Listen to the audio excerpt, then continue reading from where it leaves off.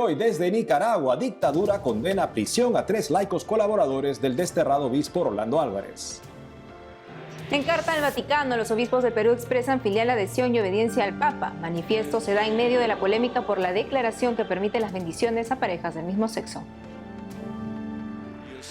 Desde México, el presidente del episcopado alienta unión al Papa a pesar de la polémica por la bendición a parejas del mismo sexo y en condición irregular. Desde Brasil celebran los 470 años de la ciudad de Sao Paulo, cuyo nombre proviene del apóstol de los gentiles. Desde Venezuela, en extrañas circunstancias, muere misionero nigeriano.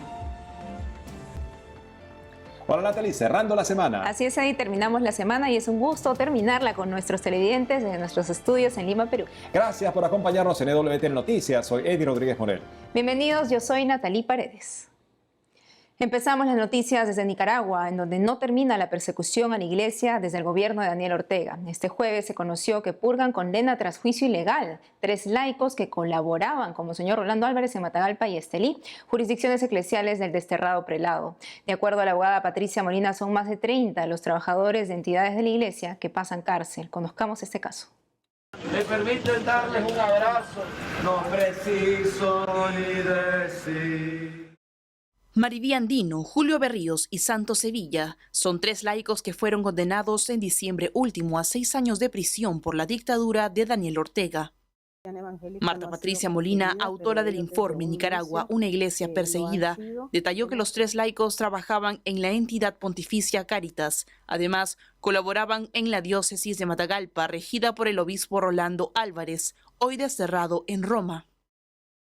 Andino, Berríos y Sevilla fueron detenidos en mayo del 2023. En diciembre fueron sentenciados por lavado de dinero a través de Cáritas Diocesana Nicaragua.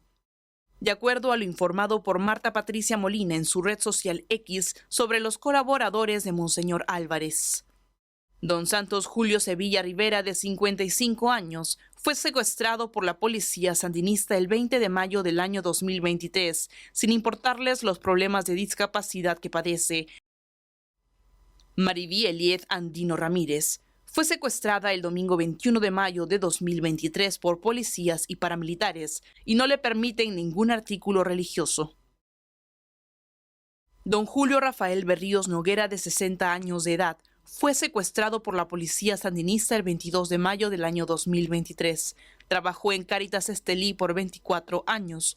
A la fecha, los 3 laicos llevan 8 meses de prisión luego de un juicio injusto y arbitrario, según la abogada nicaragüense Marta Patricia Molina. En declaraciones a EWTN Noticias, Marta Patricia Molina indicó que ese caso recién es público porque los familiares de los presos son amenazados por la policía en forma permanente. También porque después temen que después de una denuncia pública las torturas y castigos hacia el sentenciado empeoren. Asimismo, porque había la esperanza de que sin denunciar los dejarían libres. Me permiten darles un abrazo, no preciso ni decir. En México, el presidente del episcopado alienta a estar unidos al Papa a pesar de la polémica por la bendición a parejas del mismo sexo y en condición irregular. Sobre esto y más informa nuestro corresponsal Diego López Colín.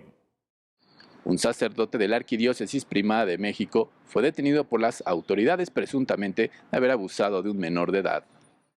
La Arquidiócesis Primada de México emitió un comunicado el viernes 19 de enero confirmando que un sacerdote de su jurisdicción eclesial es acusado por la Fiscalía General de Justicia de la Ciudad de México del delito. No obstante, la Arquidiócesis informó que hasta el momento no ha recibido ninguna denuncia y señaló que los hechos imputados no ocurrieron en algún recinto eclesial, razones por las que se desconocen los detalles de la acusación. Sin embargo, anunció el inicio de una investigación propia en concordancia con el Código de Derecho Canónico y la aplicación de medidas cautelares. Asimismo, la Arquidiócesis instó a la presunta víctima de este o de cualquier otro delito que se acerquen a las autoridades eclesiales para presentar denuncias canónicas. Ante las diversas reacciones generadas por fiducia supplicans, el presidente de la Conferencia del Episcopado Mexicano, Monseñor Rogelio Cabrera López, llamó a los católicos a mantener una comunión afectiva y efectiva con el Papa Francisco. El presidente del Episcopado Mexicano señaló en su mensaje que la unidad es uno de los signos claros del origen divino y de la misión de la Iglesia. Monseñor Cabrera López destacó que el Papa Francisco se ha distinguido por ser un hombre que llama a la misericordia, tomando decisiones que se acercan a la acción de la Iglesia a todas las personas. El prelado mexicano señaló luego que si bien tenemos que proclamar la doctrina cristiana y buscar implantar los valores que permiten llevar una vida en conformidad con la moral que brota del Evangelio, es importante saber acercarnos a todas las personas, comprender su situación de vida y mostrarles la mirada misericordiosa de Dios que los entiende y los llama a transformar la vida, dándoles herramientas de su bendición y de su amor. En el marco de la peregrinación de la Arquidiócesis Primada de México a la Basílica de Guadalupe, a 9 reclusos que cumplen una condena en un centro especializado para menores, se les otorgó un permiso especial para visitar a la Virgen de Guadalupe. Los jóvenes provenientes del Centro Especializado para Adolescentes Dr. Alfonso Quirós Cuarón fueron elegidos con base en criterios establecidos por las autoridades del centro. El sacerdote mercedario Juan Manuel Hernández Rodríguez, responsable de la pastoral penitenciaria de la Arquidiócesis, señaló que esta iniciativa busca ayudarlos en su proceso de reinserción social, incluyendo la dimensión espiritual, y para mostrar que la misericordia de Dios puede transformar a las personas. Pues, a pesar de que estas personas están purgando una pena por un delito que cometieron, ellos no han perdido su dignidad de hijos de Dios y de miembros de la Iglesia. El padre Hernández Rodríguez resaltó también que la pastoral penitenciaria acompaña a estos jóvenes con diversas actividades destinadas a reconstruir su dignidad desde los valores del Evangelio. Reportó para EWTN Noticias, Diego López. ¿Sabía usted que la ciudad más importante de Brasil lleva su nombre por un santo? ¿De cuál se trata? Nuestra corresponsal Natalia Queiroz nos cuenta esto y más. La ciudad de São Paulo, que lleva este nombre pues fue fundada en la fecha de la conversión de São Paulo, celebró ayer sus 470 años con misa solene. En presencia de autoridades civiles, líderes de diversas religiones, religiosos y fieles, el arzobispo de São Paulo habló de la importancia de un cambio de vida.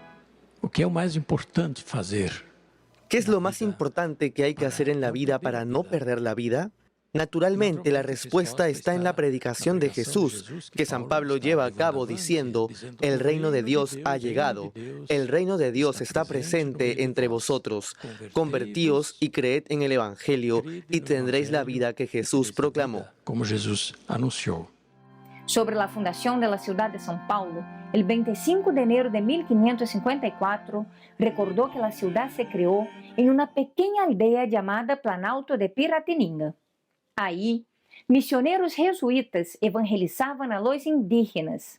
Hoy, São Paulo es la ciudad más poblada de Brasil, con más de 12 millones de habitantes. En su homilía, Monseñor Odilo también recordó el 70º aniversario de fundación de la Catedral de São Paulo, inaugurada en 1954. El 21 de enero, Domingo de la Palabra de Dios, el Papa Francisco confirió el ministerio de catequista y lectorado a varios laicos, entre ellos 2 brasileños. En la misa, en la Basílica de San Pedro, 2 laicos recibieron el ministerio de lector y 9 el de catequista, en representación de los fieles del mundo. Los elegidos procedían de Brasil, Bolivia, Corea, Chad, Alemania y las Antillas. En 2022, el Papa Francisco instituyó los ministerios del lector y el catequista como un medio de ayuda formal de los laicos hacia los sacerdotes para la difusión del Evangelio. María Eriván Ferreira da Silva, de la Arquidiócesis de Fortaleza, recibió el ministerio de catequista.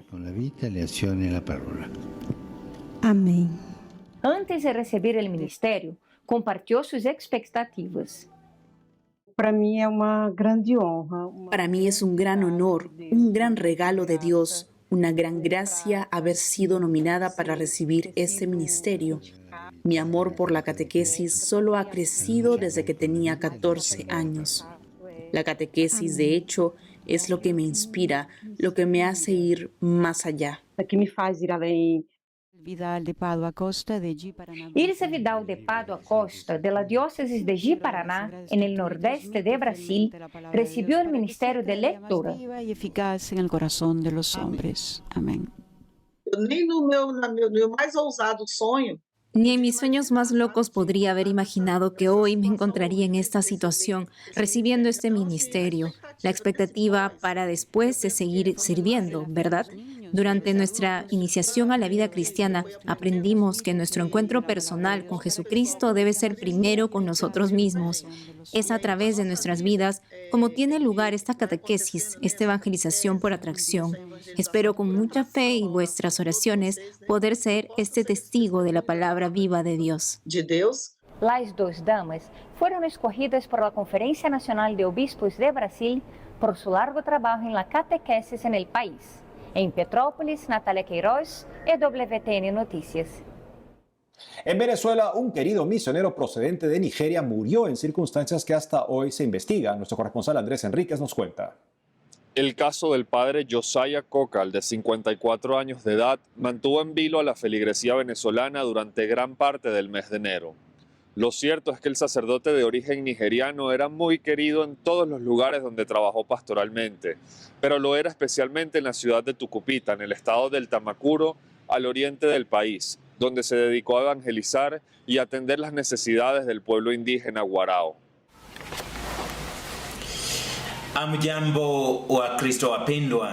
El misionero Consolato, que llegó a Venezuela en 1997, fue hallado sin vida el pasado 2 de enero por las autoridades en el sector Boca de Guara del estado Monagas, una zona recóndita a pocos kilómetros de la ciudad en donde ejercía su ministerio con las comunidades indígenas.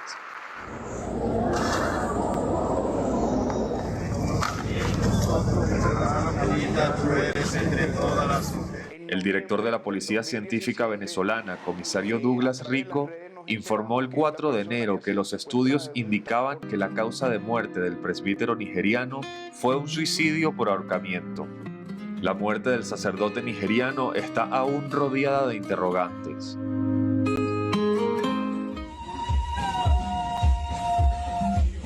Entre la etnia Guarao y los ciudadanos del Tamacuro era muy conocida la reputación del padre Cocal de defender a la tribu del tráfico humano.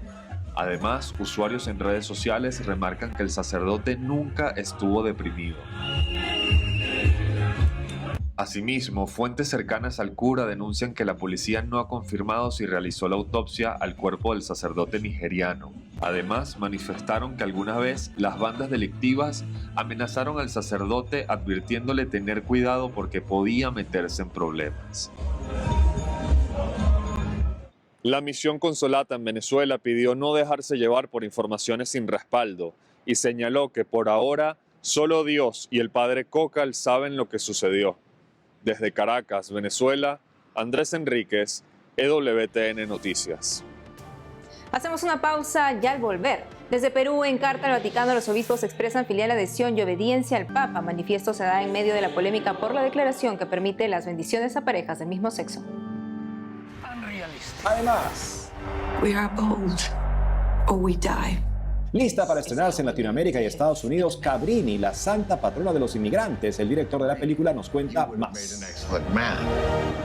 Regresamos con más noticias con Enfoque Católico.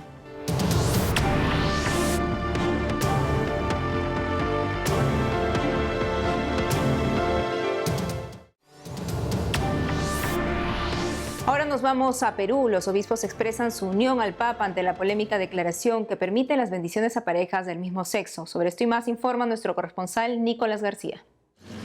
Uno a uno fueron llegando los obispos de todas partes del Perú a la parroquia San Antonio de Padua, en Lima.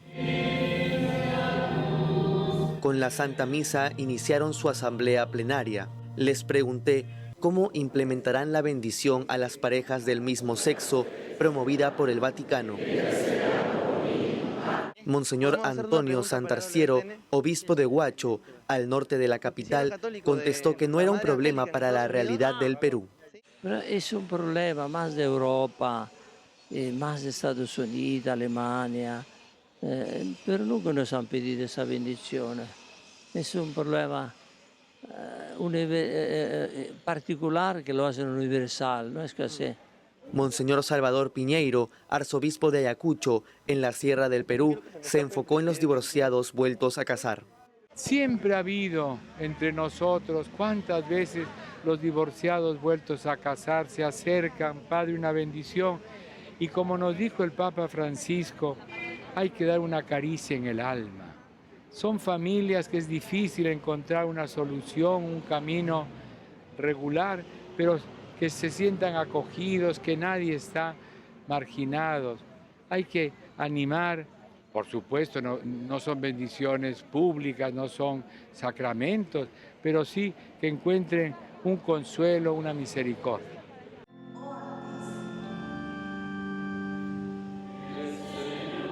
Con motivo de la asamblea plenaria, ¿cuáles son los retos de los obispos para este 2024? Monseñor Víctor Villegas es obispo de la prelatura de Chota, Sierra del Perú. En su jurisdicción, lo más urgente es atender a los feligreses más alejados de la ciudad. Y lo que queremos es potenciar la misión. Esto de la pandemia paralizó muchas cosas, ¿no? Entonces queremos recuperar el trabajo en zonas, sectores, familias, de tal manera que la gente tome conciencia de su trabajo, de su labor como cristianos. Para Monseñor Antonio Santarciero, obispo de la diócesis de Huacho al norte, una de sus prioridades es seguir avanzando en la formación de los sacerdotes. El seminario que ha sido este año reconocido como instituto teológico de parte de la Santa Sede, y hemos dado ya los primeros exámenes a los alumnos que han sido aprobados 9. Y ahora tenemos retiro de los sacerdotes, hemos tenido una semana de teología que ha sido sobre la señalidad y la renovación litúrgica. El alemán Monseñor Reinaldo Nan es obispo de la prelatura de Caravelí, en la costa sur del Perú. En su jurisdicción los poblados están muy alejados de la urbe. Este 2024 quiere llegar a más fieles. Nuestro reto es la sinodalidad, ¿no? ¿Cómo podemos vivir unidos cuando estamos territorialmente muy alejados uno del otro en nuestra prelatura? En la arquidiócesis de Ayacucho, el arzobispo apunta a más trabajo con las autoridades del Estado. Hay muchos programas del gobierno central y también de la gobernación, y la iglesia tiene que estar presente porque es educadora, es madre de los pobres.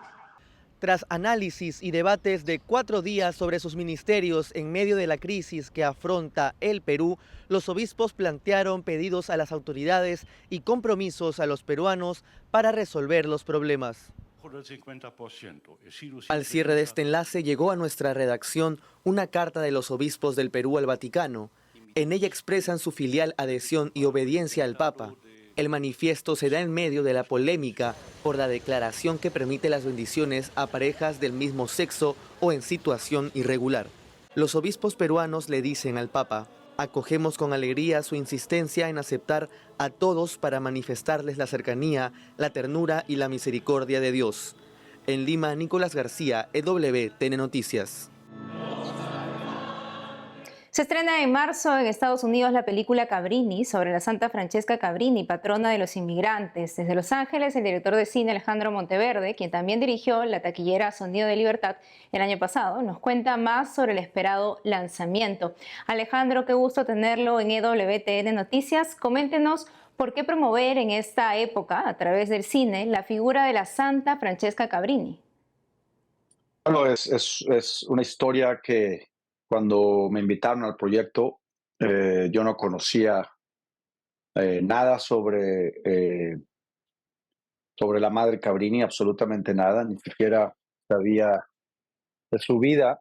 Y cuando me llega el libreto, mi primera reacción antes de leerlo fue, esta no es una película que creo que me vaya a interesar. Yo ya traía un prejuicio, dije, bueno, pues va a ser muy difícil hacer una película de cierta forma entretenida sobre la vida de una monja, ¿no?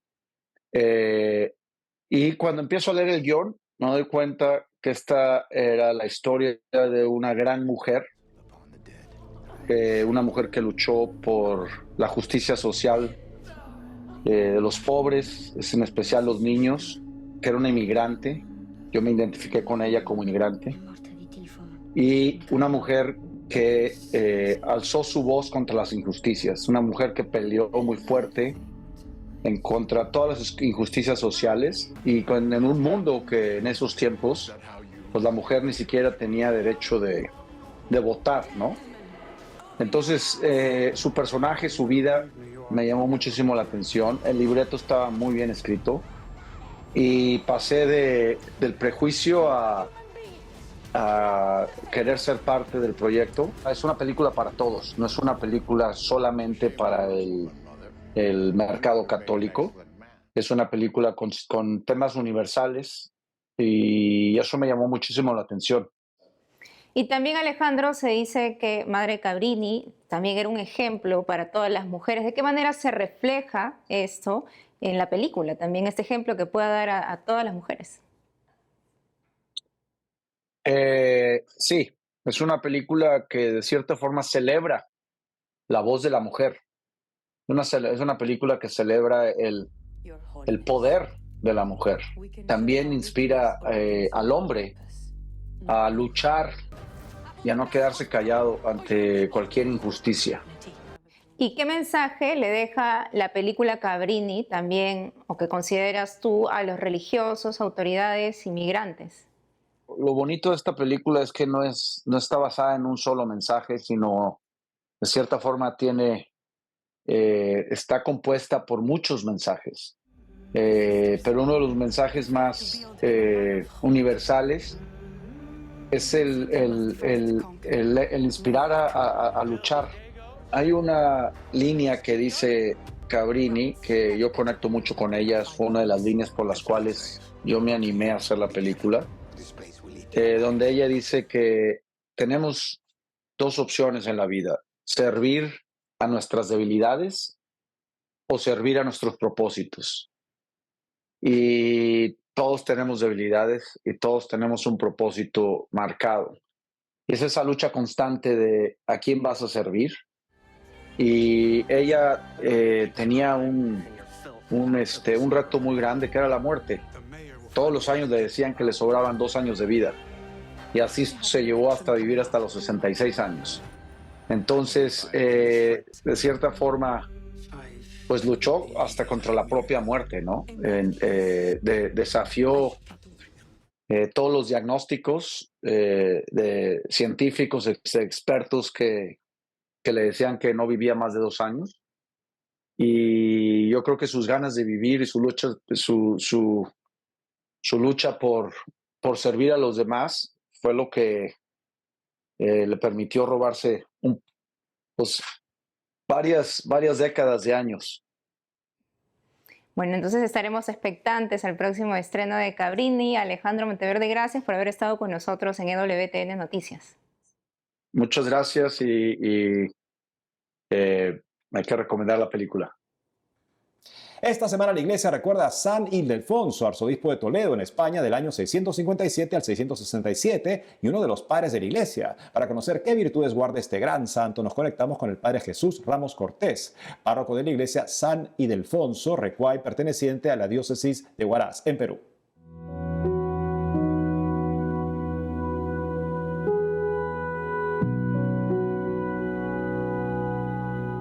San Ildefonso. San Ildefonso fue un santo hombre, sacerdote, obispo de Toledo del siglo VII, inicios del siglo VII, que brilló por muchas virtudes: la oración, la devoción a la Eucaristía y sobre todo el amor grande, privilegiado a la Virgen María.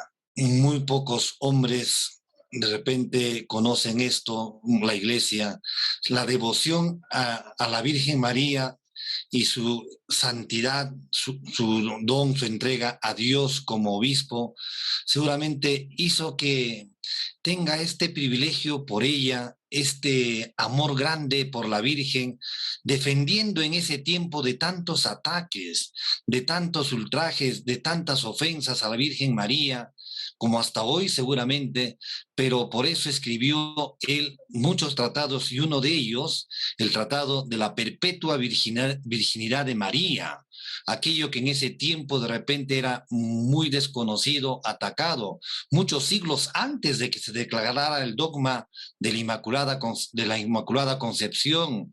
María ya era en las homilías, en los tratados de Ildefonso, ya era defendida con mucho amor. Acercarnos a Ildefonso por medio de la Virgen María. Esto creo que es el camino más cercano que debemos buscar nosotros en nuestra vida.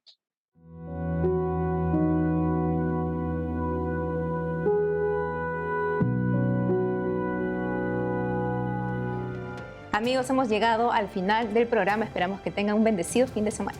No dejen de seguirnos por las redes sociales y también de lunes a viernes a las 12 del mediodía, hora de Miami, en Radio Católica Mundial y su programa Más que Noticias con un servidor. Hasta entonces.